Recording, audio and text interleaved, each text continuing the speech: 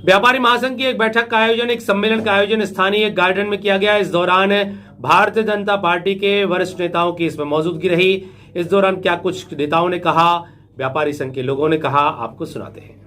निरंतर दमोह को विकास और विकसित करने की ओर लेके चलेंगे। धन्यवाद। जय हिंद, जय भारत। राहुल भैया ने अपनी बात हम सभी के बीच में रखी और आपकी बातों को भी सुना, समर्थन की और आपका आशीष की चाहे के साथ। और लीजिए, अब मैं आवाज दे रहा हूँ। चुनाव लड़ता है और संगठन ही चुनाव जिताता है। हम किसी के योगदान को ही नकारना चाहते हैं। भारतीय जनता पार्टी को सींचने में सभी लोगों ने इसको खड़ा किया है। अब मैंने कहा ना, आप सबकी भी भूमिका है। कोई प्रत्यक्ष तौर पर सहयोग करता है, कोई अप्रत्यक्ष तौर पर करता है। संगठन को सींचने में, खड़ा करने में, ताकत देने में। तो उन्होंने कहा था कि आज मैं अगर जिस देश के अंदर इतने बड़े प्रचंड बहुमत के साथ जीत के आया हूं, तो उन लोगों का योगदान है जिन लोगों ने पर्दे के पीछे रहकर पीढ़ियां जिन्होंने गंवा दी, और पूरे लोगों ने अपने बलिदान के आधार पर जो भारतीय जनता पार्टी खड़ी की, उनके कारण से आज हम यहां पर प्रधानमंत्री के पद को मैं सुशोभित। वो सारे काम नहीं हो पाए, पर मुझे अभी भी स्मरण है कि जब इलेक्शन चल रहा था तो हमारे बस स्टैंड को लेकर बहुत सी तरह तरह प्रकार की चर्चाएं चल रही थी।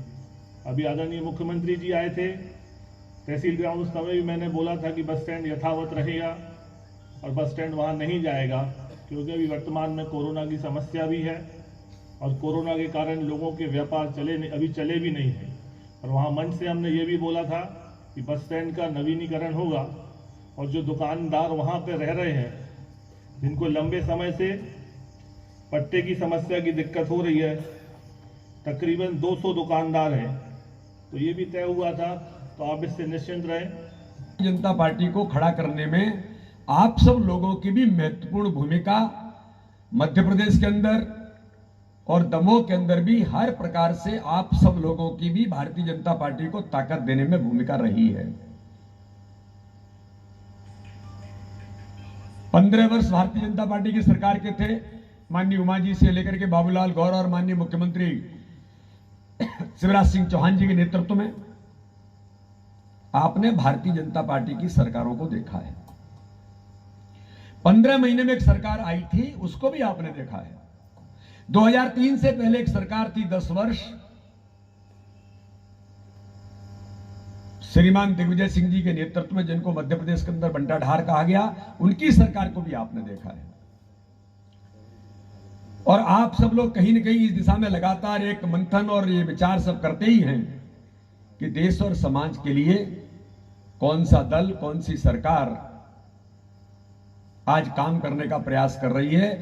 कि लोगों को लगता था कि मैं नेता हूं और मैंने तय कर लिया वो सही है।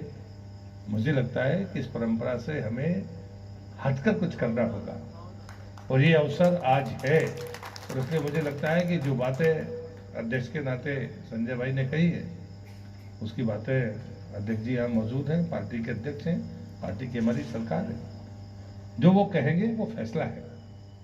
और इसलिए मैं तो सिर्फ आपको ये वचन दे सकता हूँ कि सम्मान करना, उन लोगों के प्रति सम्मान व्यक्त करना, ये हमारी जिम्मेदारी है, एक जनप्रतिनिधि की जिम्मेदारी है।